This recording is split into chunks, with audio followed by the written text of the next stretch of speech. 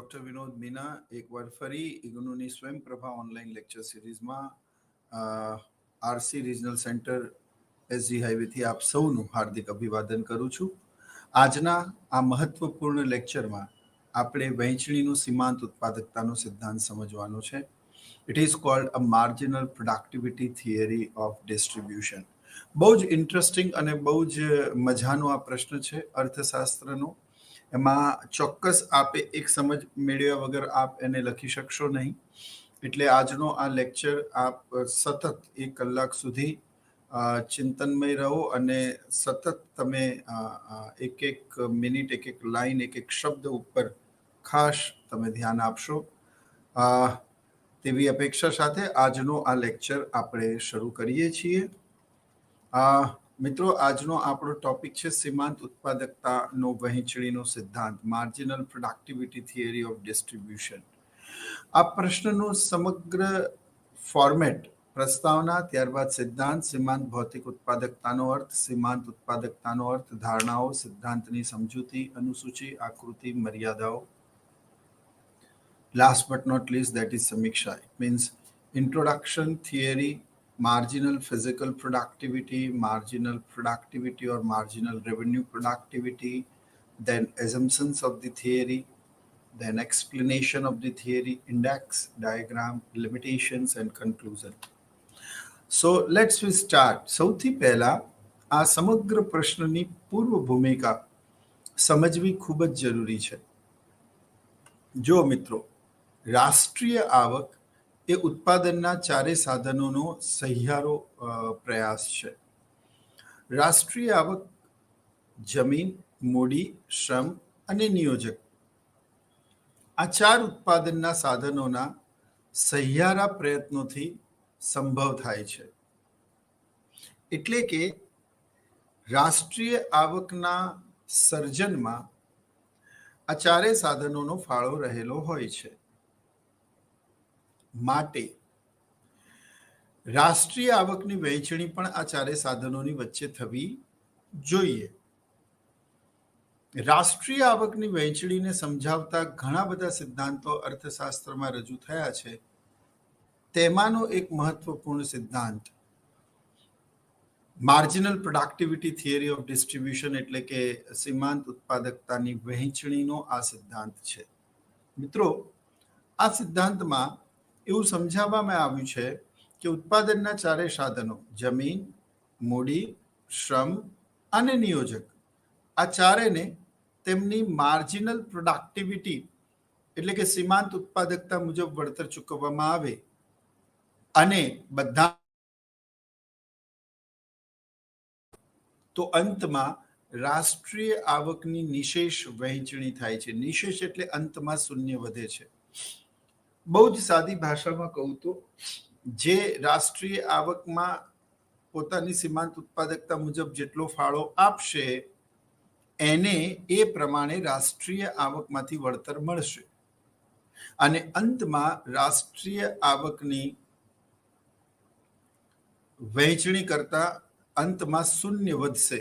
એટલે કે આ ચારેય સાધનો એ રાષ્ટ્રીય આવકનું સર્જન કરે છે. રાષ્ટ્રીય આવક એ ચારે સાધનોના સહિયારા પ્રયત્નોનું પરિણામ છે. માટે રાષ્ટ્રીય આવક આ ચારે સાધનોમાં એમની સીમાંત ઉત્પાદકતા મુજબ વહેંચાવી જોઈએ એવો મત અર્થશાસ્ત્રમાં અર્થશાસ્ત્રીઓ ધરાવે છે. એટલે આ સિદ્ધાંતને સીમાંત ઉત્પાદકતાનો વહેંચણીનો સિદ્ધાંત કહેવામાં આવે છે. હવે આ સિદ્ધાંતમાં એવું સમજાવવામાં આવ્યું છે કે ઉત્પાદનના ચારે સાધનો ભેગા મળીને જે ચીજ વસ્તુઓ અને સેવાઓનું ઉત્પાદન કરે છે એ ચીજ વસ્તુઓ અને સેવાઓના કુલ નાણાકીય મૂલ્ય કે બજાર કિંમતને દેશની રાષ્ટ્રીય આવક કહેવામાં આવે છે. ઉત્પાદનના સાધનોને રાષ્ટ્રીય આવકનું સર્જન કરવા બદલ જમીનને ભાડું, મૂડીને વ્યાજ, શ્રમને વેતન અને નિયોજકને નફો મળે છે.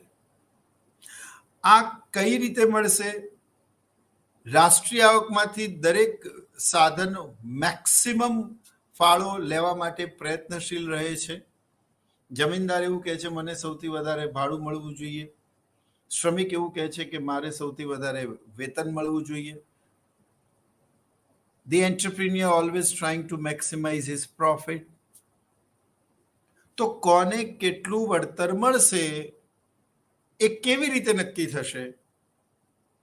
અહીંયા એક સમસ્યા ઉદ્ભવી અને એ સમસ્યાને સમજાવતો એક સિદ્ધાંત રજૂ થયો અને એ સિદ્ધાંત છે વહેંચણીનો સીમાંત ઉત્પાદકતાનો સિદ્ધાંત. એટલે મિત્રો આ સિદ્ધાંતમાં એવું દર્શાવવામાં એવું સમજાવવામાં આવ્યું છે કે ઉત્પાદનના ચારે સાધનોને તેની સીમાંત ઉત્પાદકતા મુજબ જમીનને ભાડું, મૂડીને વ્યાજ, શ્રમને વેતન અને નિયોજકને નફો મળશે. જેની સીમાંત ઉત્પાદકતા વધારે હશે તેને વધારે રાષ્ટ્રીય આવકમાંથી હિસ્સો મળશે, જેની ઓછી હશે એને ઓછો મળશે. અને એ પ્રમાણે વહેંચણી કરવાથી અંતમાં 0 એટલે કે શૂન્ય વધશે. આ રાષ્ટ્રીય આવકની વહેંચણીનો સિદ્ધાંત. હવે આ થિયરી એક્ઝેક્ટલી શું કહે છે? તો કે ઉત્પાદનના સાધનોને તેની સીમાંત ઉત્પાદકતા મુજબ વળતર ચૂકવતા રાષ્ટ્રીય આવકની નિશેષ વહેંચણી થાય છે. એક ઇક્વેશનના સ્વરૂપમાં લખીએ તો delta TP is equal to MPP. હંમેશા યાદ રાખો, ડેલ્ટા અર્થશાસ્ત્રમાં ફેરફાર સૂચવે છે. ટીપી એટલે ટોટલ પ્રોડક્શન અને એમપીપી એટલે માર્જિનલ ફિઝિકલ પ્રોડક્ટિવિટી. એક વધારાના શ્રમને ઉત્પાદનની પ્રક્રિયામાં સામેલ કરવાથી કુલ ઉત્પાદનમાં થતો ફેરફાર. જેટલો ફેરફાર થાય, માનો કે એ સાધન એટલે કે વધારાના શ્રમિકના જોડાવાથી એક્સ નામક વસ્તુનું ઉત્પાદન 10 થી વધીને 13 એકમોનું થયું, તો જે 3 વધારાના એકમો એણે ઉત્પાદિત કર્યા તે તેની સીમાંત ઉત્પાદકતા કહેવાય, સીમાંત ભૌતિક ઉત્પાદકતા. હવે તે સીમાંત ભૌતિક ઉત્પાદકતા જે છે તે સીમાંત ભૌતિક ઉત્પાદકતા એક વધારાના શ્રમિકને ઉત્પાદનની પ્રક્રિયામાં રોકવાથી કુલ ઉત્પાદનમાં થતો ફેરફાર. હવે માનો કે આ શ્રમિકના જોડાવાથી કુલ 3 એકમોનો ફેરફાર થયો કે 5 એકમોનો ફેરફાર થયો. ઉત્પાદન 10 થી વધીને માની લો કે 50 થયું, 10 થી વધીને 15 થયું, તો 5 એકમોનો ફેરફાર થયો. પણ એને વળતર તો નાણાંમાં ચૂકવાશે. તો એણે ઉત્પાદનમાં પેઢીની કુલ આવકમાં કેટલો ઉમેરો કર્યો તે કેવી રીતે જાણી શકાય? એટલે કે MRP, માર્જિનલ રેવન્યુ પ્રોડક્ટિવિટી, એટલે કે સીમાંત આવક ઉત્પાદકતા કેવી રીતે જાણી શકાય? તો કે એક વધારાના શ્રમિક દ્વારા કુલ ઉત્પાદનમાં થયેલા વધારાને કે ફેરફારને કિંમત વડે ગુણતા જે આંક પ્રાપ્ત થાય છે તેને તે શ્રમિકની સીમાંત આવક ઉત્પાદકતા એટલે કે માર્જિનલ રેવન્યુ પ્રોડક્ટિવિટી કહે છે. તેને નીચે મુજબના સૂત્રમાં સમજાવી શકાય. ફરી એકવાર, ડેલ્ટા TR એટલે ટોટલ રેવન્યુ એટલે કે કુલ આવકમાં થતો ફેરફાર. ડેલ્ટા શું સૂચવે છે? ફેરફાર. TR એટલે ટોટલ રેવન્યુ અને MRP એટલે marginal revenue productivity of labour. હવે માની લો કે એ વધારાના શ્રમિકને જોડાવાથી કુલ ઉત્પાદનમાં 5 એકમોનો ફેરફાર થયો અને 1 એકમની કિંમત 5 રૂપિયા છે.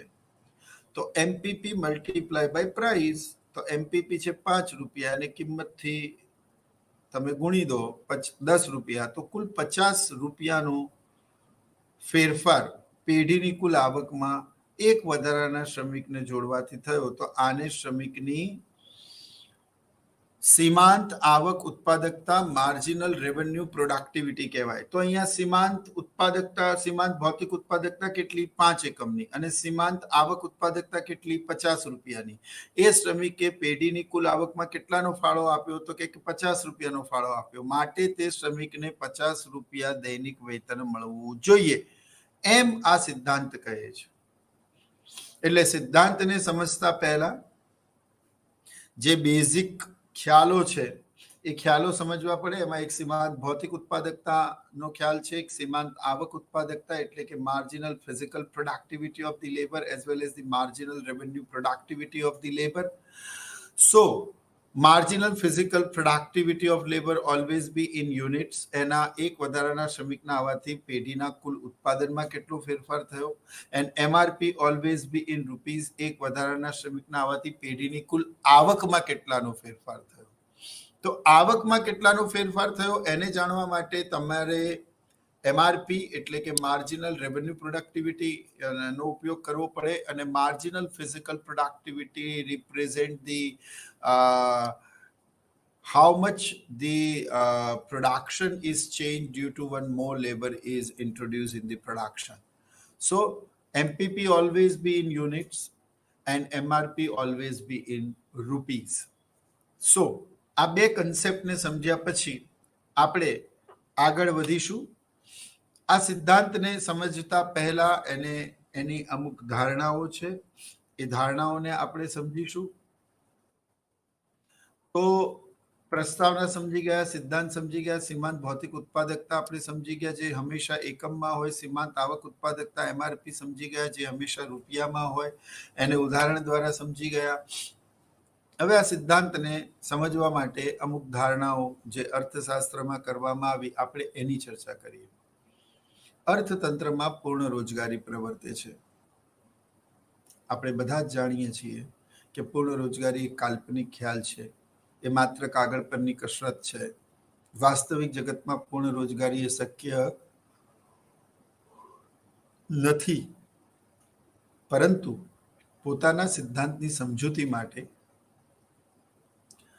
અર્થશાસ્ત્રીએ અમુક પરિબળોને સ્થિર ધારવા પડે છે અથવા અમુક એઝ્યુમ કરવું પડે છે જેને સિદ્ધાંતની એઝમ્પશન્સ પણ કહેવામાં આવે છે. તો અર્થતંત્રમાં પૂર્ણ રોજગારી પ્રવર્તે છે. લોર્ડ મેનાર્ડ કેન્સે પૂર્ણ રોજગારીનો ખ્યાલ આપ્યો. તેમના મતે 100% જમીન, 100% મૂડી, 100% શ્રમ અને 100% નિયોજન શક્તિ જ્યારે ઉત્પાદનની પ્રક્રિયામાં સામેલ હોય તેવી સ્થિતિને પૂર્ણ રોજગારીની સ્થિતિ કહે છે. આ પૂર્ણ રોજગારીની જે સ્થિતિ છે તે પૂર્ણ રોજગારીની સ્થિતિમાં ઉત્પાદનના એક પણ સાધનો વણવપરાયેલા હોતા નથી અને અર્થતંત્રમાં ઉત્પાદનના ચારે સાધનો એની સર્વોચ્ચ કક્ષાએ મેક્સિમમ લેવલ પર યુટિલાઇઝડ હોય છે. જો કે આવું વાસ્તવિક જગતમાં શક્ય નથી. એટલે આ જ બધી ધારણાઓ સિદ્ધાંતની લિમિટેશન્સ પણ બનશે મિત્રો. ત્યારબાદ અર્થતંત્રમાં પૂર્ણ હરીફાઈ પ્રવર્તે છે. પૂર્ણ હરીફાઈ પણ એક કાલ્પનિક ખ્યાલ છે. હકીકતમાં પૂર્ણ હરીફાઈ ક્યાંય જોવા મળતી નથી. બજારની સંકલ્પના અને અન્ય બજારોની સમતુલાને સમજવા માટે પૂર્ણ હરીફાઈના ખ્યાલને સમજવો જરૂરી છે. પણ વાસ્તવમાં the perfect competition, it's a fiction, it's a hypothetical concept only. It's not possible anywhere in the world. It is only a possibility on the paper. So that such type of the assumptions becomes the limitations of the theory. ત્રીજું, ઉત્પાદનના સાધનોને તેની સીમાંત ઉત્પાદકતા મુજબ વળતર મળે છે. આપણે આગળ ભણ્યા તે અને મેં તમને સમજાવ્યું તેમ જમીનને ભાડું, મૂડીને વ્યાજ, શ્રમને વેતન અને નિયોજકને નફો તેની સીમાંત ઉત્પાદકતાના આધારે મળે છે. આપણે સીમાંત ભૌતિક ઉત્પાદકતાનો ખ્યાલ પણ સમજી ગયા. આપણે સીમાંત આવક ઉત્પાદકતા એટલે કે એમઆરપીનો ખ્યાલ પણ સમજી ગયા. જે સાધન દ્વારા કુલ ઉત્પાદન અને પેઢીની કુલ આવકમાં જે ફેરફાર થશે તેને તે પ્રમાણે વળતર ચૂકવવામાં આવશે. સીમાંત ઉત્પાદકતાને નાણાંમાં માપી શકાય છે. જે આપણે હમણાં જોયું તેમ કે જે શ્રમિકમાં મેં કહ્યું તેમ કે એક વધારાના શ્રમિકને ઉત્પાદનની પ્રક્રિયામાં રોકવાથી કુલ ઉત્પાદનમાં 5 એકમોનો ફેરફાર થયો. એક એકમની કિંમત 10 રૂપિયા છે તો 5ને 10 થી ગુણતા તમને જે 50 રૂપિયા મળ્યા એ 50 રૂપિયા એ શ્રમિકની નાણાંમાં માપેલી સીમાંત ઉત્પાદકતા છે. એટલે જો નાણાંમાં માપી શકાય તો જ નાણાંમાં એની ચૂકવણી કરી શકાય ને તો જ રાષ્ટ્રીય આવકની નિશેષ વહેંચણી થાય. એટલે સીમાંત ઉત્પાદકતામાં આ સિદ્ધાંતમાં એવું એઝ્યુમ કરવામાં આવ્યું છે કે દરેક શ્રમિકની સીમાંત ઉત્પાદકતા કે દરેક સાધનની સીમાંત ઉત્પાદકતા નાણાંમાં માપી શકાય છે. પેઢીનો હેતુ મહત્તમ નફા માટેનો હોય છે. પેઢી હંમેશા પોતાના પ્રોફિટને મેક્સિમાઇઝ કરવા માટે પ્રયત્નશીલ હોય છે. એકમો સમાન ગુણી હોય છે, એટલે કે જે કંઈ પણ એકમો ઉત્પાદન કરવામાં આવે છે બધા જ એકમો એક સરખા સમાન ગુણી હોમોજીનિયસ યુનિફોર્મ ઓર આઇડેન્ટિકલ પ્રોડક્ટ હોય છે. ઉત્પાદનના સાધનો સંપૂર્ણ ગતિશીલ છે, એટલે જમીન, મૂડી, શ્રમ, નિયોજક એ જેને જ્યાં વધારે વળતર મળશે એ સાધન ત્યાં જશે. અને સાધનો સંપૂર્ણ ગતિશીલ છે. Anybody can enter in the market at any time, anybody can quit the market at any time. So market is free for everyone and the factors of production are perfectly mobile. એટલે કે સાધનો સંપૂર્ણ ગતિશીલ છે. જેમ કે શ્રમને જ્યાં વધારે વેતન મળશે શ્રમ ત્યાં જતો રહેશે. મૂડીને સૌથી વધારે જ્યાં વ્યાજ મળશે મૂડી એ જ હેતુસર એનું રોકાણ કરવામાં આવશે. નિયોજકને જ્યાં વધારે નફો મળશે નિયોજક એ જ વસ્તુનો બિઝનેસ કે ધંધો કરશે કે ત્યાં જ મૂડીરોકાણ કરશે.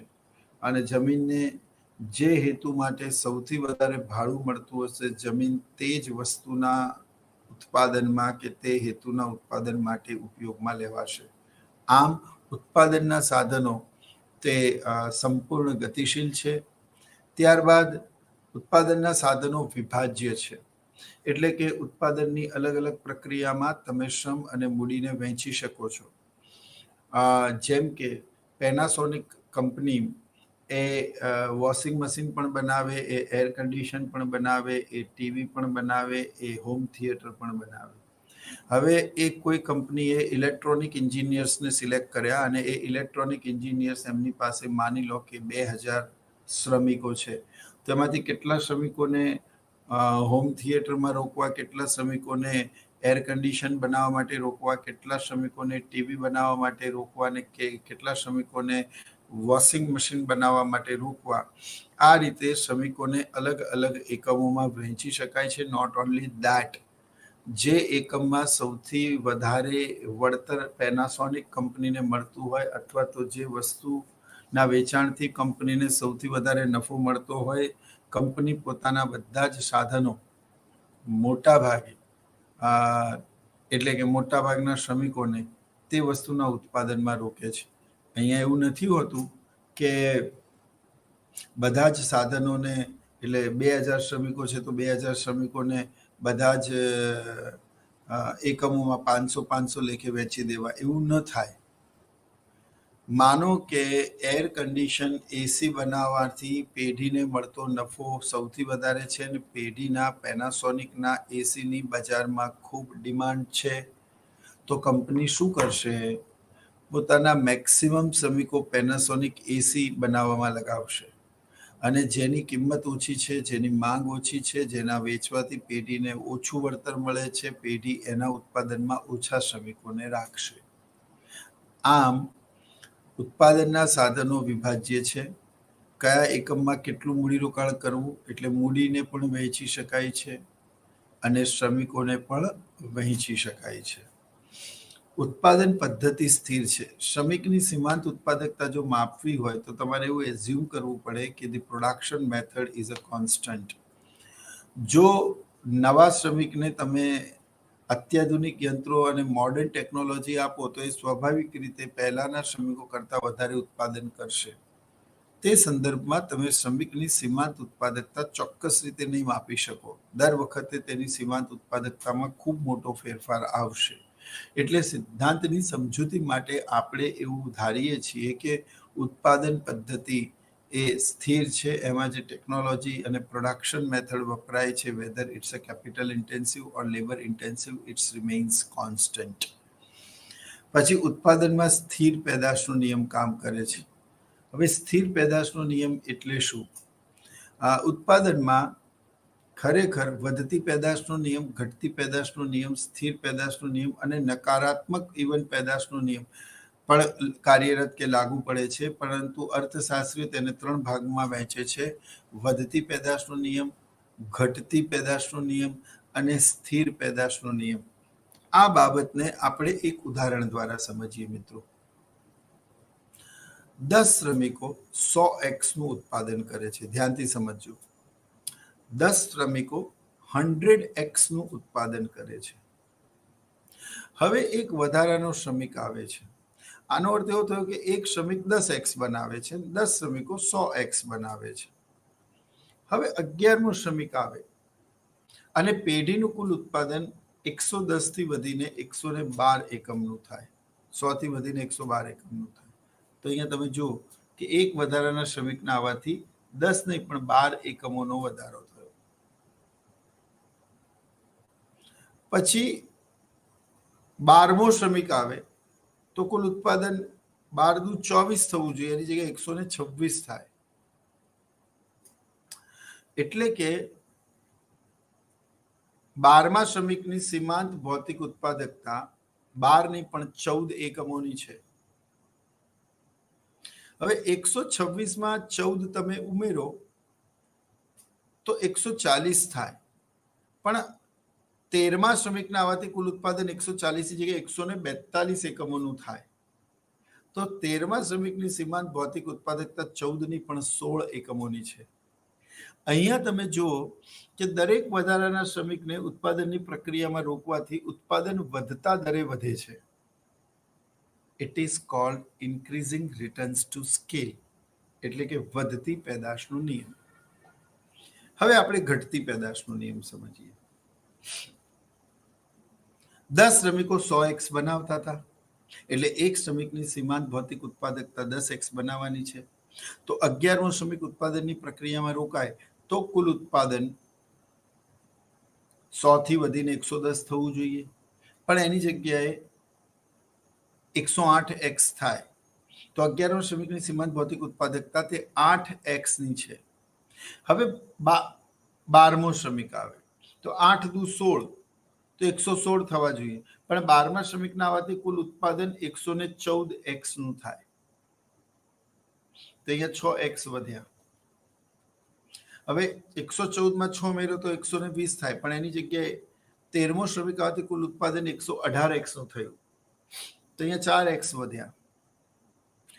હવે તમે સમજો કે 100 કરતા 108 વધારે છે, 108 કરતા 114 વધારે છે, 114 કરતા 118 વધારે છે. ઉત્પાદન તો ઓવરઓલ વધ્યું જ છે, પરંતુ ઘટતા દરે વધ્યું છે. પહેલા 8 વધ્યા, પછી 6 વધ્યા, પછી 4 વધ્યા, પછી 2 વધ્યા, આમ ઘટતા દરે વધે છે. માટે તેને ઘટતી પેદાશનો નિયમ કહેવામાં આવે છે. અને ત્રીજું છે જે આપણી આ ધારણા છે, 10મી તમે જોઈ શકો છો, હું કર્સર ત્યાં લઈ જાઉં છું, તમે જોઈ શકો છો આ 10th કે ઉત્પાદનમાં સ્થિર પેદાશનો નિયમ કામ કરે છે મિત્રો. તો જે સ્થિર પેદાશનો નિયમ એટલે 13મા શ્રમિકના આવવાથી કુલ ઉત્પાદન 114x નું થાય, 15મા શ્રમિકને આવવાથી કુલ ઉત્પાદન 118 ની જગ્યાએ 120x નું થાય, અને 16મા શ્રમિકને ઉત્પાદનની પ્રક્રિયા રોકવાથી કુલ ઉત્પાદન 120x નું 120x જ રહે. એટલે એક વધારાના શ્રમિકને ઉત્પાદનની પ્રક્રિયામાં રોકવાથી કુલ ઉત્પાદનમાં કોઈ ફેર પડ્યો નહીં.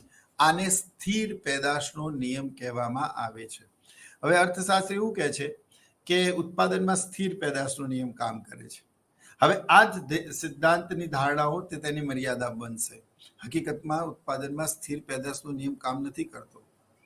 એ માત્ર એક કામ નથી કરતો, તેમાં વધતી કે ઘટતી પેદાશ કે ઘણીવાર નકારાત્મક પેદાશનો નિયમ પણ કામ કરે છે. સે ફોર એક્ઝામ્પલ, સ્થિર પેદાશ અને પેઢી સમતુલામાં આવ્યા બાદ પણ જો તમે ઉત્પાદનની પ્રક્રિયામાં શ્રમિકોને રોકવાનું જારી રાખો તો એવું બને કે શ્રમિકોને જે વેતન ચૂકવાય છે અને શ્રમિકો જે ફાળો આપે છે એમાં તફાવત આવે છે. એટલે શ્રમિકને વેતન વધારે ચૂકવાય છે, જ્યારે એ કોન્ટ્રીબ્યુટ એના કરતાં ઓછું કરે છે. તો પેઢીને નફો થવાના બદલે નુકસાન નહીં થાય. પેઢી શ્રમિકને ચૂકવે રોજના 50 રૂપિયા અને શ્રમિક ફાળો આપે માત્ર 30 રૂપિયાનો, તો દરેક શ્રમિક દીઠ એક દિવસે પેઢીને 20 રૂપિયાનું નુકસાન થઈ રહ્યું છે. આનો અર્થ એ થયો કે ઉત્પાદનમાં સ્થિર પેદાશનો નિયમ કામ કરે છે અને વધતી કે ઘટતી પેદાશનો નિયમ કામ કરતો નથી. આ બાબતને આપણે એક અનુસૂચિ અને આકૃતિની મદદથી સમજીશું. મિત્રો, હું પ્રશ્નના હાર્દ ઉપર છું. અનુસૂચિ અને આકૃતિ થોડું ધ્યાનથી સમજવાનું છે. સૌથી પહેલા તમારે અનુસૂચિમાં જે ઉપર લખ્યું છે ને એ ખાસ સમજવાનું છે. સૌથી પહેલા એલ એટલે કે લેબર એટલે કે શ્રમિકો, 1 થી 5 છે. આઈ હોપ એ તમને આવડશે. પછી આપ્યું છે કુલ ઉત્પાદન. તો કુલ ઉત્પાદન છે 10, 25, 35, 41, 44. આ ખાસ ખાસ ખાસ ખાસ યાદ રાખવાનું. 10, 25, 35, 41, 44, 10, 25, 35, 41, 44. આ જો તમે યાદ રાખી લીધું તો બાકીનું કશું જ યાદ રાખવાની જરૂર નથી. માત્ર તમારે કુલ ઉત્પાદન યાદ કરવાનું છે. બરાબર. હવે આવે સીમાંત ભૌતિક ઉત્પાદકતા. તો પહેલા શ્રમિકની સીમાંત ભૌતિક ઉત્પાદકતા 10 છે, તો માટે આપણે 10 લખી દીધી. હવે બીજા શ્રમિકના આવવાથી કુલ ઉત્પાદનમાં થતો ફેરફાર યાદ કરો. તમે અહીંયા ભણ્યા છો એમપીપી એટલે delta TP is equal to MPP, કુલ ઉત્પાદનમાં થતો ફેરફાર. તો જો તમે આ કર્સર હું લઈ જઉં છું, આ શ્રમિકો 1 થી 2 થયા તો કુલ ઉત્પાદન 10 થી 25 થયું. તો 10 અને 25 વચ્ચેનો ડિફરન્સ એટલે 15x. તો બીજા શ્રમિકની સીમાંત ઉત્પાદકતા, સીમાંત ભૌતિક ઉત્પાદકતા 15x બનાવવાની છે. ખ્યાલ આવી ગયો મિત્રો? એટલે બીજા શ્રમિકના આવવાથી કુલ ઉત્પાદનમાં 15x નો ફેરફાર થયો, તે તેની સીમાંત ભૌતિક ઉત્પાદકતા કહેવાય. બરાબર છે. તે પછી ત્રીજો શ્રમિક આવે તો કુલ ઉત્પાદન 25 એકમથી વધીને 35 એકમનું થયું. તો કુલ એકમોમાં 10, કુલ ઉત્પાદનમાં 10 એકમોનો ફેરફાર થયો, તો તેની સીમાંત ભૌતિક ઉત્પાદકતા 10 ની છે. ચોથા શ્રમિકના આવવાથી ઉત્પાદન 35 થી વધીને 41x નું થયું. તો ઉત્પાદનમાં કેટલા એકમોનો ફેરફાર થયો? તો કે 6 એકમનો. તો 6 એ ચોથા શ્રમિકની સીમાંત ભૌતિક ઉત્પાદકતા છે. અને પાંચમા શ્રમિકના આવવાથી કુલ ઉત્પાદન 41 એકમથી વધીને 44 એકમોનું થાય છે. તો કુલ ઉત્પાદન 41 અને 6 વચ્ચેનો ડિફરન્સ એટલે કે 3. તમારે માત્ર ને માત્ર 10, 25, 35, 41, 44 એમપીપી એ તો કુલ ઉત્પાદનમાં થતા ફેરફારને તમારે અહીંયા લખતા જવાનું. પહેલા 10 લખી દેવાનું, પછી 10, 25 નો ડિફરન્સ 15, 25 અને 35 નો ડિફરન્સ 10, 35 અને 41 નો ડિફરન્સ 6 અને 41 અને 44 નો ડિફરન્સ 3. તો આ રીતે તમારે આ ત્રીજું કોલમ સમજી ગયા. એમાં તમારે ડિફરન્સ જ લખવાનું છે, યાદ રાખવાની જરૂર નથી. માની લો કે એક્સ વસ્તુ કિંમત 2 રૂપિયા છે, 2 રૂપીસ. તો એ કિંમત 2, 2, 2, 2 બધામાં સ્થિર લઈ લેવાની. માર્જિનલ રેવન્યુ પ્રોડક્ટિવિટી એટલે કે પેઢીની કુલ આવકમાં કેટલાનો ફેરફાર થયો, એકવાર ફરી સમજીએ. એમપીપી માર્જિનલ ફિઝિકલ પ્રોડક્ટિવિટી એટલે શ્રમિકની સીમાંત ભૌતિક ઉત્પાદકતા, કે ભાઈ એક વધારાના શ્રમિકને ઉત્પાદનની પ્રક્રિયામાં રોકવાથી કુલ ઉત્પાદનમાં 15 એકમોનો ફેરફાર થયો. તો કુલ કેટલા એકમોનો ફેરફાર થયો એ તો એમપીપી બતાવે છે, પણ કુલ કેટલા રૂપિયાનો ફેરફાર થયો એ માર્જિનલ રેવન્યુ પ્રોડક્ટિવિટી બતાવે છે. હવે કેવી રીતે મેળવી શકાય? તો કે કિંમતને કુલ ઉત્પાદન વડે ગુણવામાં આવે. તો કે કિંમત કેટલી છે? 2 રૂપિયા. કુલ ઉત્પાદન કેટલું છે? 10 એકમોનું. તો 10 દુ 20, 15 દુ 30, 10 દુ 20, 6 દુ 12, 3 દુ 6. It means when you multiply the MPP with price, you are getting the MRP. Here 10 multiply by 2 is equal to 20, 15 2s are 30, 10 2s are 20, 6 2s are 12 and 3 2s are 6. તો મિત્રો આ પણ તમને આવડી ગયું. હવે જો તમે 10, 25, 35, 41, 44, 10, 25, 35, 41, 44 આટલું યાદ રાખો. આ બંને વચ્ચેનો ડિફરન્સ અહીંયા લખો. પછી એક કોલમ કોન્સ્ટન્ટ, આ બંનેનો ગુણાકાર કરીને અહીંયા લખો. પછી એક કોલમ કોન્સ્ટન્ટ. હવે જો તમે દરેક શ્રમિકને 12 રૂપિયા વેતન એ મળનારું વેતન એ સ્થિર છે. 12, 12, 12, 12, 12 remains constant. બરાબર છે. તો પહેલા શ્રમિકે કુલ ફાળો કેટલા રૂપિયાનો આપ્યો? તો કે 20. અને પેઢીએ તેને ચૂકવ્યા કેટલા? તો કે 12. તો અહીંયા 20 માઇનસ 12 ઇઝ ઇક્વલ ટુ પેઢીને 8 રૂપિયાનો નફો થયો. જો 8 આગળ પ્લસ છે, જ્યાં પ્લસ છે એ વધતી પેદાશનો નિયમ, જ્યાં શૂન્ય છે એ સ્થિર પેદાશનો નિયમ, જ્યાં માઇનસ થાય તે નકારાત્મક પેદાશનો નિયમ કામ કરે છે. તો તમે જોઈ શકો છો કે પહેલા શ્રમિકની ભૌતિક ઉત્પાદકતા 20 રૂપિયાની છે. એણે પેઢીની કુલ આવકમાં 20 રૂપિયાનો ફેરફાર કર્યો, પરંતુ તેને વેતન 12 રૂપિયા જ મળ્યું. તો 20 માઇનસ 12 ઇઝ ઇક્વલ ટુ 8. હવે અહીંયા 8 શું છે? તો કે પ્લસ છે. તો અહીંયા પેઢીને મળતો નફો છે, પેઢી નફામાં છે, કારણ કે અહીંયા શ્રમિકને ચૂકવાતું વેતન એ ઓછું છે અને શ્રમિક દ્વારા પેઢીની કુલ આવકમાં જે કોન્ટ્રીબ્યુટ કરવામાં આવે છે તે વધારે છે.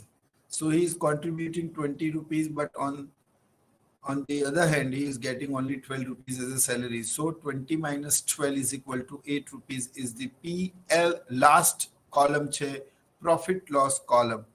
P represent profit, L represent loss, and the plus જે લાગેલું છે નંબર આગળ એ એની નિશાની પ્રોફિટ કે લોસ કે ઇક્વિલિબ્રિયમ બતાવે છે.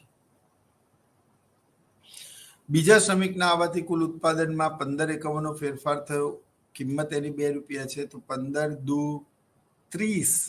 સામે તેને વેતન ચૂકવ્યું 12 રૂપિયા. તો પેઢીને 18 રૂપિયાનો નફો થયો. ત્રીજા શ્રમિકને રોકવાથી કુલ ઉત્પાદન 25 થી વધીને 35 થયું, એટલે કુલ ઉત્પાદનમાં 10 એકમોનો ફેરફાર થયો. કિંમત 2 રૂપિયા છે. 10 ગુણ્યા 2 ઇઝ ઇક્વલ ટુ 12 એટલે 20. અને 20 માંથી 12 તમે માઇનસ કરો તો 8 રૂપિયા નફો મળે. હવે જ્યારે ચોથો શ્રમિક ઉત્પાદનની પ્રક્રિયામાં આવે છે, તે શ્રમિક 6x નું ઉત્પાદન કરે છે. 1x ની કિંમત 2 રૂપિયા છે. કિંમતને ઉત્પાદન વડે ગુણતા તમને કુલ આવક ઉત્પાદકતા એટલે કે માર્જિનલ રેવન્યુ પ્રોડક્ટિવિટી મળે છે. તો 6 multiply by 2 is equal to 12. હવે અહીંયા જો 12 રૂપિયાને શું મળ્યું? એ એની સીમાંત ભૌતિક ઉત્પાદકતા પછી સીમાંત આવક ઉત્પાદકતા છે, તેણે 12 રૂપિયાનું કોન્ટ્રીબ્યુટ કર્યું પેઢીની કુલ આવકમાં. સામે પેઢીએ તેને વેતન કેટલું ચૂકવ્યું? તો કે 12 રૂપિયા. આ સિદ્ધાંત એવું કહે છે હવે આ પછી તમારે શ્રમિકોને રોકવા જોઈએ નહીં, અને તે પછી પણ તમે શ્રમિકોને રોકવાનું ચાલુ રાખો તો તમને નફો થવાના બદલે નુકસાન થાય. જેવું કે આપણે 5મા શ્રમિકમાં જોઈ શકીએ છીએ. 5મા શ્રમિકના આવવાથી કુલ ઉત્પાદન 41 થી વધીને 44 એકમોનું થયું. તો કુલ 3x નો ફેરફાર થયો. કિંમત 2 રૂપિયા છે. તો 3 ગુણ્યા 2 ઇઝ ઇક્વલ ટુ 6. જ્યારે એને ફાળો અથવા તો વેતન ચૂકવાય છે 12 રૂપિયા અને તેણે ફાળો આપ્યો 6 એકમનો, એટલે અહીંયા પેઢીને -6 એ શું છે? નુકસાન છે. એટલે ઇટ રિપ્રેઝન્ટ ધી લોસ. 3, 8, 18 અને 8 એ પ્રોફિટ દર્શાવે છે. 0 એ સમતુલા દર્શાવે છે. અને 5મો એકમ એ પેઢીની ખોટ દર્શાવે છે.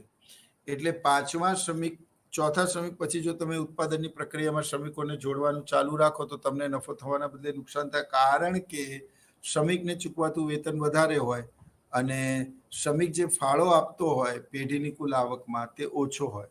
આવું ઇમ્બેલેન્સ થાય તો એ લોસ કહેવાય. આ બાબતને આપણે એક આકૃતિમાં સમજીએ. જો સરસ મજાની આકૃતિ છે, ધ્યાનથી તમે જોશો.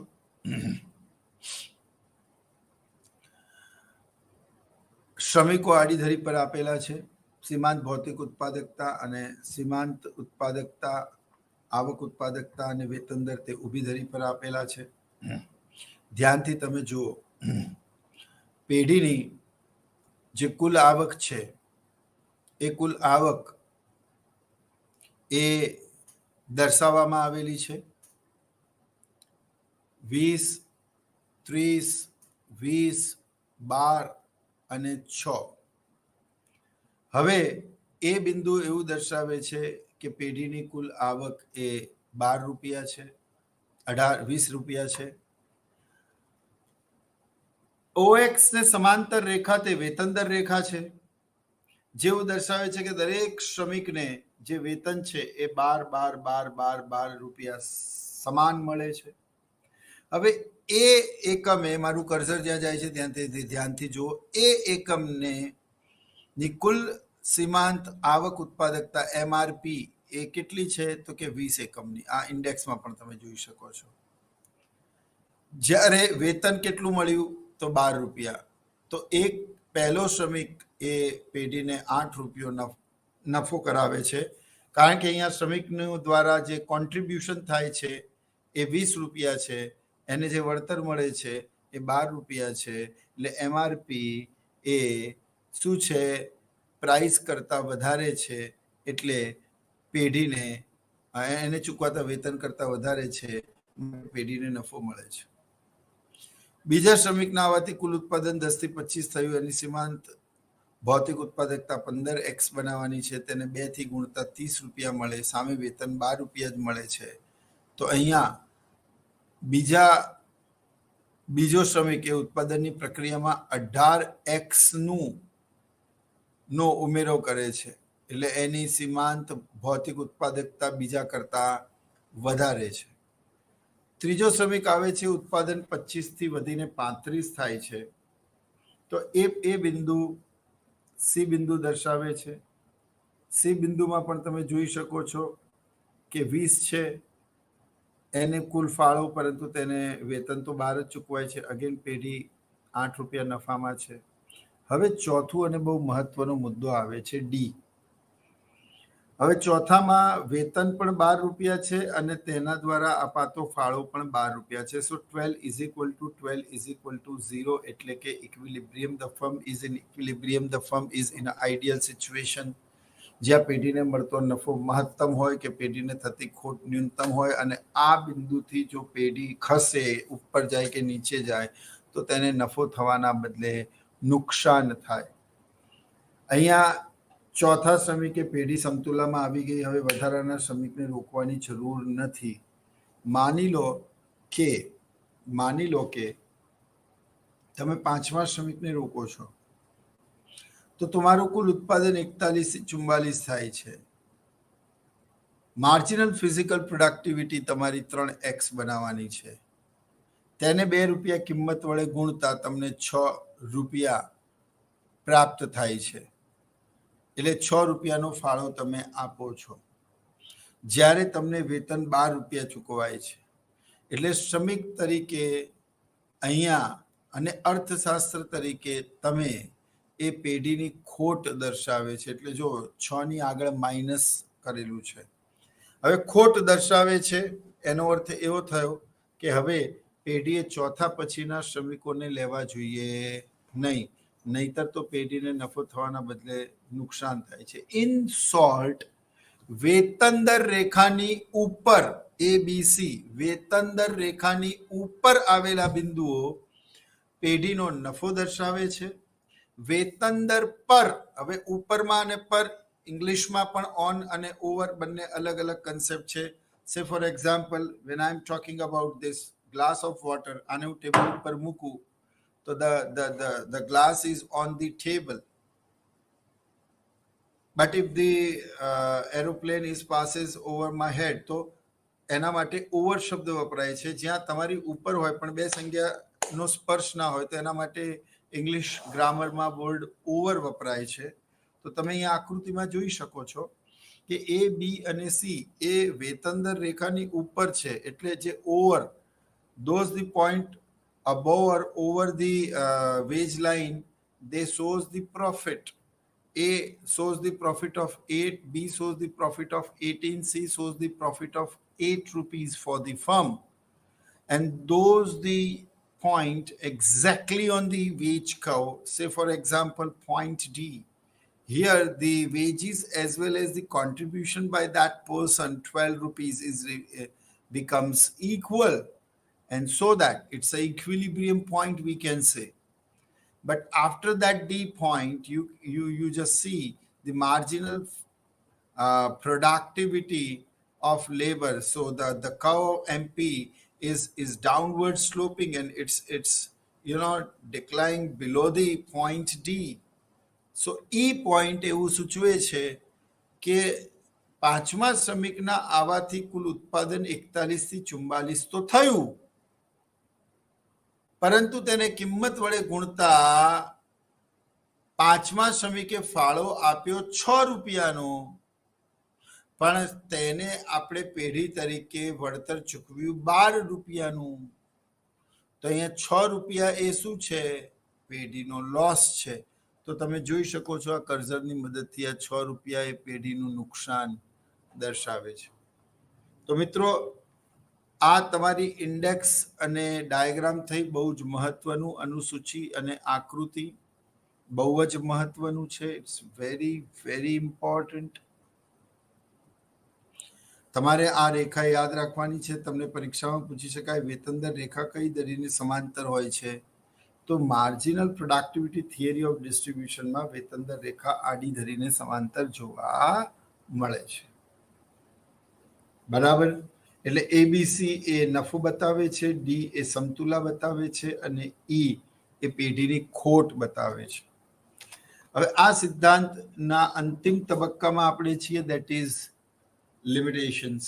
મિત્રો, મેં આપ લોકોને કહેલું કે ધારણાઓ જ એ જ મર્યાદાઓ છે. તો અર્થતંત્રમાં પૂર્ણ રોજગારી પ્રવર્તતી નથી. મિત્રો, ક્યારે એવું શક્ય છે? Whatever the countries, America, Afghanistan, Bharat or Pakistan, is it possible that their 100% labor, 100% land, 100% capital and 100% entrepreneur, they are fully utilized? એટલે કેવું નહીં, દેશની અંદર એક પણ શ્રમિક બેરોજગાર ના હોય. How can be possible? એક પણ જમીનનો ટુકડો એવો ના હોય જે ઉત્પાદનની પ્રક્રિયામાં સામેલ ના હોય. It's absolutely next to impossible.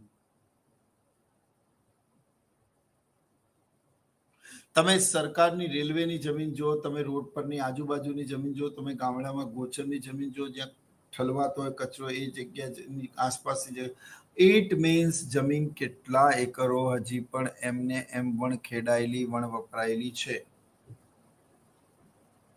મૂડીની વાત કરીએ તો પણ તે સંપૂર્ણ રીતે ઉત્પાદનની પ્રક્રિયામાં સામેલ હોય તેવું નથી. કોઈ લોકરમાં કે એક્સ જગ્યાએ કે ચોક્કસ જગ્યાએ મૂકેલા પોતાના નાણાં ક્યારે બતાવશે નહીં, એનો સંગ્રહ કરશે. તો પ્રશ્ન એવો થાય કે જમીન, મૂડી અને નિયોજકને તેની સંપૂર્ણ કક્ષા 100% પર યુટિલાઇઝ કરવું શક્ય જ ના હોય તો પછી આ ખ્યાલ એક કાલ્પનિક ખ્યાલ છે. સિદ્ધાંતની સમજૂતી માટે આ ધારણા કરવામાં આવી, પરંતુ તે વાસ્તવિક રૂપમાં સાચી નથી. પછી કુલ ઉત્પાદન સાધનોમાં નિયોજકનું વળતર સીમાંત ઉત્પાદકતા મુજબ હોય તો તેમાં અને અન્ય સાધનોના વળતરમાં કોઈ તફાવત રહે નહીં. આ બહુ જ મહત્વનું.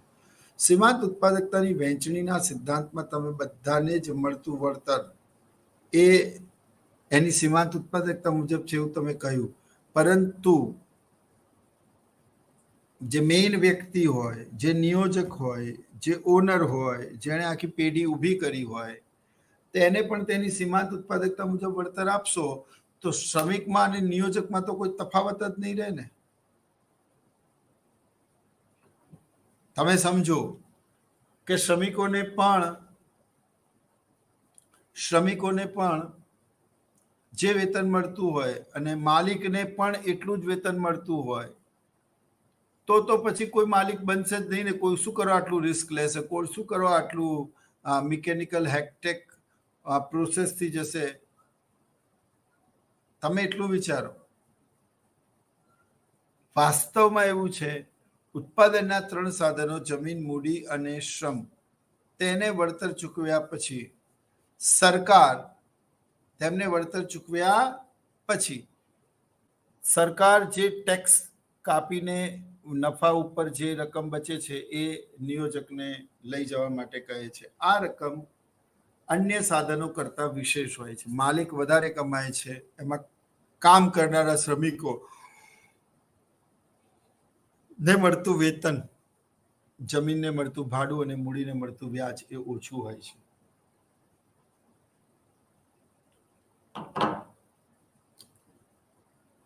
પ્રોફેસર નાઇટ, પ્રોફેસર ક્લાર્ક, આ ઘણા બધા અર્થશાસ્ત્રીઓ એવું માને છે કે નિયોજકનો નફો તેની સીમાંત ઉત્પાદકતાના આધારે નહીં પણ એની રિસ્ક ટેકિંગ એબિલિટીના કારણે મળે છે. આમાંથી કોઈ પણ સાધન, જમીન હોય, મૂડી હોય કે શ્રમ હોય, તેની આવક ક્યારેય પણ નેગેટિવ હોતી નથી. જ્યારે નિયોજક એ વ્યક્તિ હોય કે જે મૂડીરોકાણ કરે, બરાબર, તો એવું બી બને કે એને પ્રોફિટ થવાના બદલે લોસ થાય, પેઢી નુકસાનમાં પણ જાય, અને તમારે એ વર્સ્ટ કમ વર્સ્ટ સિચ્યુએશન માટે પણ રેડી રહેવું પડે. એટલે ઘણી વખત એવું બને છે કે અર્થશાસ્ત્રીઓ માને છે કે ઘણી બધી પેઢીઓ, એમાં બોમલ કરીને એક અર્થશાસ્ત્રીનું વિશેષ નામ છે, એમણે એવું કહ્યું છે કે પેઢીનો હેતુ મહત્તમ વેચાણ માટેનો પણ હોઈ શકે છે. એટલે મહત્તમ નફા માટે નહીં, પરંતુ મહત્તમ વેચાણ માટે પણ હોઈ શકે. To maximise or to increase the sale. હવે બહુ સ્વાભાવિક છે કે જો સેલ વધશે તો પ્રોફિટ તો વધવાનો જ છે. એટલે એ જ રીતે કોઓપરેટિવ એજન્સી, સહકારી દૂધ મંડળીઓ અથવા તો સહકારી ફિનાન્સ મંડળીઓ, આવી બધી પેઢીઓ, ઘણા બધા એનજીઓ અને રાશનની દુકાન અથવા તો પબ્લિક ડિસ્ટ્રીબ્યુશન સિસ્ટમમાં હેતુ મહત્તમ નફાનો હોતો નથી, પરંતુ સમાજ કલ્યાણમાં અને વેચાણમાં વધારો કરીને અર્થતંત્રમાં ને ગતિશીલ રાખવાનો હોય છે. એટલે દર વખતે જો એવું કહી દેવામાં આવે કે કોઈ પણ પેઢી મહત્તમ નફાના હેતુથી કામ કરે છે, તો એવું નથી. પ્રોફેસર બોમલે એવું કીધું કે પેઢીનો હેતુ મહત્તમ વેચાણ માટેનો પણ હોઈ શકે છે. બરાબર. એકમો હંમેશા સમાન ગુણી હોતા નથી. આનો અર્થ એ થયો કે દરેક શ્રમિકની ઉંમર, દરેક શ્રમિકનો અનુભવ, દરેક શ્રમિકની સ્કિલ, એનું પરફોર્મન્સ એ અલગ અલગ હોય છે. અને એટલા જ માટે તે એક જ ફર્મમાંથી વસ્તુ બનાવે છે, તેમ છતાં પણ દરેક વસ્તુની સાઈઝમાં ઘણો બધો ફેર આવે છે. એટલે એકમો સંપૂર્ણ સમાન ગુણી હોય તેવું શક્ય નથી. આ એક કાલ્પનિક ખ્યાલ છે. ત્યારબાદ શ્રમ સાધનો હંમેશા ગતિશીલ છે, એ આપણે ભણાવી દીધું. શ્રમ અને નિયોજક વિભાજ્ય છે, વિભાજ્ય નથી. આઈ મીન ટુ સે, તમે દરેક વખતે એવું કહી દો કે મેં હમણાં પેનાસોનિકનું ઉદાહરણ આપ્યું કે ટીવી બનાવે છે, ફ્રીજ બનાવે છે, રેફ્રિજરેટર બનાવે છે, એ હોમ થિયેટર બનાવે છે, એસી બનાવે છે, અને એના અલગ અલગ એકમોમાં અલગ અલગ શ્રમિકોની વહેંચણી કરેલી છે. પણ આવું દરેક વખતે કરી શકાતું નથી. દરેક વખતે શ્રમિકોને કાઢી શકાતા નથી. એક્સ નામક વ્યક્તિ તમારો રિલેટિવ હોય અને તેની સીમાંત ભૌતિક ઉત્પાદકતા ઓછી બી હોય તો તમે એ છેલ્લા એમ્પ્લોયને કાઢી શકતા નથી. આ પણ એક સમસ્યા છે. બરાબર. તે પછી ઉત્પાદન પદ્ધતિ સતત બદલાતી રહે છે. હું હંમેશા બાળકોને કહેતો હોઉં છું, ઇવન કોલેજમાં પણ, ને આજે તમને પણ કહું છું, जो खिलता है उसका मुरझाना निश्चित है, जो जन्म लेता है उसकी मृत्यु निश्चित है, दिन के बाद रात और रात के बाद फिर सवेरा होता है, जीवन का ये नित्य क्रम सदैव चलता रहता है. जीवन के इस नित्य क्रम को हम जीवन चक्र कहते हैं दोस्तों. तो जैसे हमारे जीवन में सुख और दुख, अप्स एंड डाउन चलते रहते हैं, वैसे ही किसी भी इकोनॉमी में तेजी और मंदी, यानी कि इन्फ्लेशन और boom situations keeps on changing, keeps on moving, keeps on constant basis. એટલે વાત માત્ર એટલી છે કે પરિવર્તન એ સંસારનો નિયમ છે. હવે ઉત્પાદન પદ્ધતિ સતત બદલાતી રહે છે, તો ઉત્પાદન પદ્ધતિ સતત બદલાતી રહે છે, જ્યારે ધારણા એવી કરવામાં આવી છે કે ઉત્પાદન પદ્ધતિ સ્થિર હોય છે. ક્લિયર આટલું? પછી ઉત્પાદન પદ્ધતિ સતત બદલાતી રહે છે. હું ઘણી વખત છોકરાઓને જોઉં છું, ઘણી બધી નવી ટેકનોલોજીનો યુઝ કરે છે, મોબાઈલમાં તો ખાસ કરે છે. તો ઉત્પાદન પદ્ધતિ બદલાતી નથી. એ શ્રમ પ્રધાન હોય કે મૂડી પ્રધાન હોય, જે રીતે હોય તે નિરંતર ચાલ્યા કરે છે, તેમાં કોઈ પણ બદલાવ થતો નથી. અને જો તેમાં બદલાવ થાય તો તમે શ્રમિકોની સીમાંત ઉત્પાદકતાને ચોક્કસ રીતે માપી શકો નહીં. શ્રમિકોની સીમાંત ઉત્પાદકતાને સમજાવતો આ સિદ્ધાંત ચોક્કસ રીતે ઇમ્પ્લિમેન્ટ થઈ શકતો નથી. એટલે અહીંયા એવું એઝ્યુમ કરવામાં આવેલું કે ઉત્પાદન પદ્ધતિ બદલાતી નથી, પણ હકીકતમાં ઉત્પાદન પદ્ધતિ સતત બદલાતી રહે છે.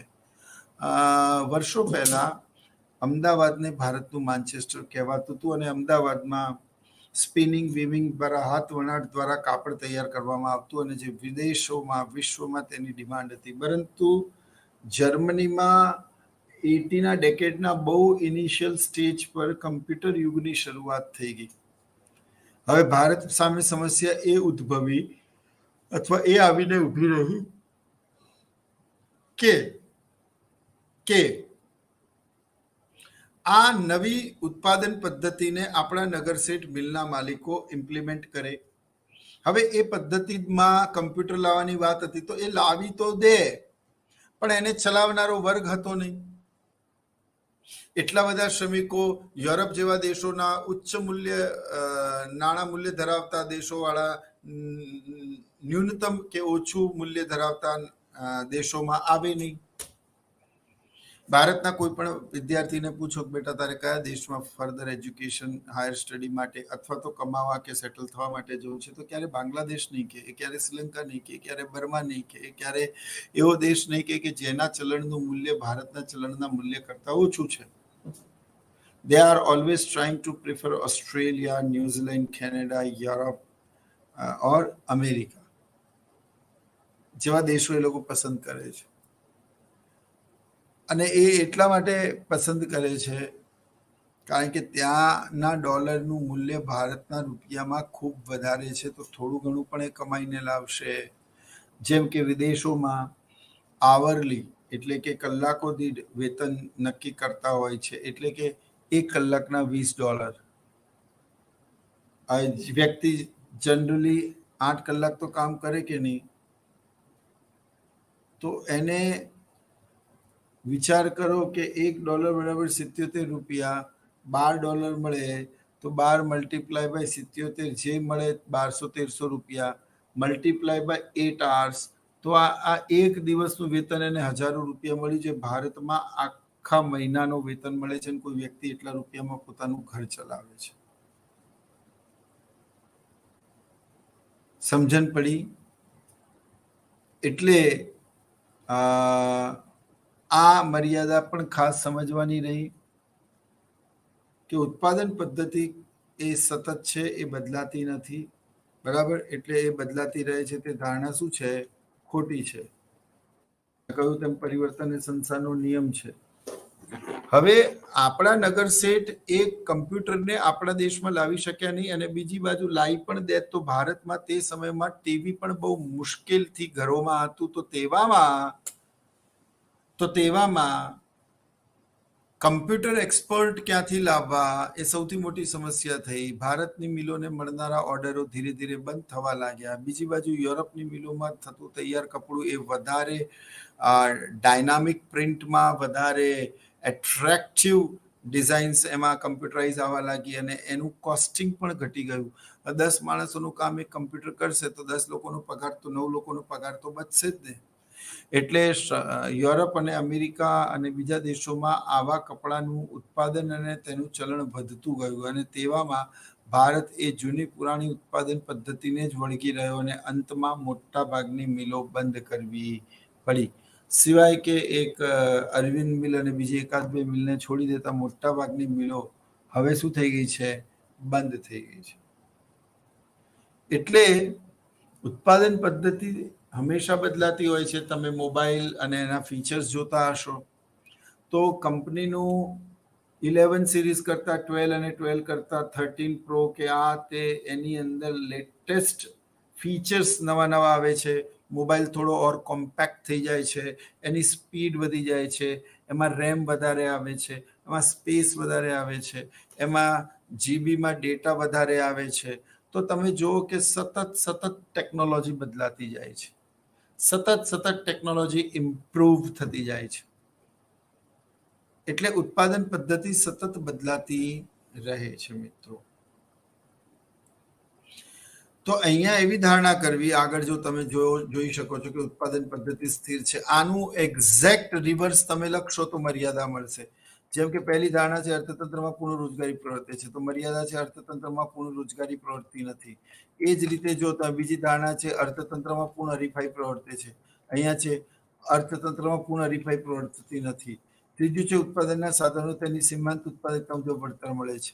આવું નિયોજકના કિસ્સામાં સમજાવી શકાતું નથી. જો એને પણ એ જ રીતે વળતર મળે તો માલિકમાં અને મજૂરમાં કોઈ ફરક રહે નહીં. તો મજૂર કેમ પોતાના ઘરના પૈસા નાખીને આટલું બધું રિસ્ક લે? એ જ રીતે સીમાંત ઉત્પાદકતાને નાણાંમાં માપી શકાય છે, પરંતુ આવું દરેક વખતે અને સચોટ રીતે યોગ્ય નથી. સીમાંત ઉત્પાદકતાને નાણાંમાં તો દરેક વખતે માપી શકાતી નથી. પેઢી મહત્તમ નફા માટે કાર્યરત છે. બાલાજી એવું કીધું કે પેઢીનો હેતુ ઘણી વખત મહત્તમ વેચાણનો પણ હોય છે. એટલે તમે જો આ એની મર્યાદા છે. એ પછી ઉત્પાદનના સાધનો વિભાજ્ય છે. તો જો ઉત્પાદનના સાધનો વિભાજ્ય નથી હોતા. દરેક સંજોગોમાં, દરેક કિસ્સાઓમાં અમુક વખત હોય છે, અમુક વખત નથી હોતા. તે પછી ઉત્પાદનમાં વધતી કે ઘટતી પેદાશનો નિયમ કામ કરે છે. મેં ખૂબ સરસ રીતે તમને સમજાવેલું છે કે ઉત્પાદનમાં ઘટતી પેદાશનો નિયમ પણ હોય, ઉત્પાદનમાં વધતી પેદાશનો નિયમ પણ હોય, ઉત્પાદનમાં સ્થિર પેદાશનો નિયમ પણ હોય, ઉત્પાદનમાં નકારાત્મક પેદાશનો નિયમ પણ હોય. તમે જોઈ શકો છો આકૃતિમાં ABC એ વધતી પેદાશનો નિયમ છે. I mean to say A અને B. CD એ ઘટતી પેદાશનો નિયમ છે અને E એ ઋણ નકારાત્મક પેદાશનો નિયમ કામ કરે છે. કારણ કે E એ વેતન દર રેખા નીચે છે, D એ એક્ઝેક્ટ વેતન દર પર છે. એટલે સરકારે જો એવું નક્કી કર્યું કે વાર્ષિક 10,000થી ઓછા કમાનાર વ્યક્તિ ગરીબી રેખા નીચે જીવે છે, તો those who are earning less than 1,000 per month, they all are BPL, below the poverty line. બરાબર છે. જેની ઇન્કમ એક્ઝેક્ટ 10,000 દર મહિને હોય, they are on the poverty line, and those income more than 10,000 per month, એ લોકો માટે એવું કહેવાય કે એ લોકોને ફ્રીડમ છે. એ લોકોને મળતું વેતન એમણે કરેલા કોન્ટ્રીબ્યુશન કરતાં વધારે છે. માટે અહીંયા ABC એ વધતા પેદાશનો નિયમ, D એ સ્થિર પેદાશનો નિયમ અને E એ નકારાત્મક પેદાશનો નિયમ દર્શાવે છે. તો ઉત્પાદનમાં માત્ર સ્થિર પેદાશનો નિયમ કામ કરે છે તેવું કહેવું યોગ્ય નથી. આમે લખ્યું છે તેમ ઉત્પાદનમાં વધતી કે ઘટતી પેદાશનો નિયમ પણ કામ કરે છે. એટલે આ જે ધારણાઓ છે, લુક એટ ધીસ, આ ધારણાઓ ખાસ યાદ કરવાની. કેમ? કારણ કે ધારણાઓ આવડશે તો એને એક્ઝેક્ટ તમે રિવર્સ કરી દેશો, તમે એને ઊંધું કરી દેશો તો તમને મર્યાદાઓ મળશે. તો આ રીતે તમારો આ સીમાંત વહેંચણીનો ઉત્પાદકતાનો સિદ્ધાંત મિત્રો અહીંયા પૂરો થાય છે. એકવાર ફરી આપણે સમજીએ પ્રસ્તાવના. રાષ્ટ્રીય આવક એ ઉત્પાદનના બધા જ સાધનોના સહિયારા પ્રયત્નોનું પરિણામ છે. માટે તેની વહેંચણી પણ બધા સાધનોની વચ્ચે થવી જોઈએ. પરંતુ વહેંચણી કરતી વખતે જમીન વધારે, ભાડું, મૂડી વધારે, વ્યાજ, શ્રમિક વધારે, વેતન અને નિયોજક always trying to maximise his profit. તો કોને કેટલું મળશે અને રાષ્ટ્રીય આવકમાંથી કોને કેટલો હિસ્સો આપવો એ કેવી રીતે નક્કી થાય? તેના માટે એક સિદ્ધાંત આવ્યો, સીમાંત ઉત્પાદકતાનો વહેંચણીનો સિદ્ધાંત. આ સિદ્ધાંત એવો છે જેમાં એવું કીધું છે કે દરેક શ્રમિકને તેની સીમાંત ઉત્પાદકતા એટલે કે જેટલો ફાળો આપે, બરાબર છે, તે પ્રમાણે તેને વળતર ચૂકવવું જોઈએ. ડેલ્ટા ટીપી એટલે કુલ ઉત્પાદનમાં થતો ફેરફાર.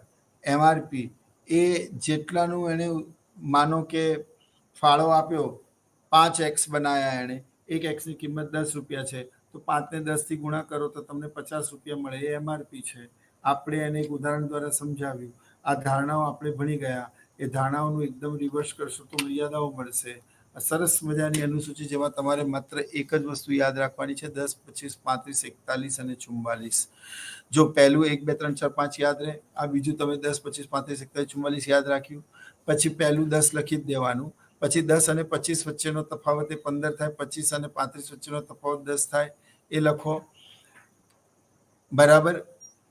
એ સીમાંત ભૌતિક ઉત્પાદકતા મળી, કિંમત 2 રૂપિયા કોન્સ્ટન્ટ, કિંમત વડે ગુણતા તમને સીમાંત આવક એટલે કે રેવન્યુ પ્રોડક્ટિવિટી મળી. હવે એ ફાળો આપે છે, પહેલો એકમ 20 રૂપિયાનો, એને વેતન મળે છે 12, તો પેઢી નફામાં છે. બીજાને ફાળો આપે છે 30 રૂપિયામાં, એ શ્રમિક, પણ એને વેતન 12 મળી તો તેને નફો મળ્યો. આ રીતે સમજાવવાનું, અને ધારણાઓને એક્ઝેક્ટ ઊંધી લખો તો મર્યાદાઓ મળે. તો આ સાથે જ આજનો આ લેક્ચર આપણે અહીંયા પૂરો કરીએ છીએ. આઈ હોપ તમે વહેંચણીનો સીમાંત ઉત્પાદકતાનો સિદ્ધાંત ખૂબ જ સરસ રીતે માણ્યો હશે, અને આપે આ વહેંચણીનો સીમાંત ઉત્પાદકતાનો સિદ્ધાંત અર્થશાસ્ત્રના મહત્વના ખ્યાલોમાં અને તમારી પરીક્ષાની દ્રષ્ટિએ પણ ખૂબ અગત્યનો છે. આ સાથે હું રજા લઉં છું. આપે આ ઓનલાઈન સ્વયંપ્રભા ચેનલ પર આ રીતે જ રિજનલ સેન્ટરથી આવતા લેક્ચરો માણતા રહો. તો હું હવે વિદા લઉં છું. આપણે ફરી એક વખત નવી ઓનલાઈન લેક્ચર સિરીઝની આ શૃંખલામાં મળીશું. જય હિન્દ. નમસ્કાર.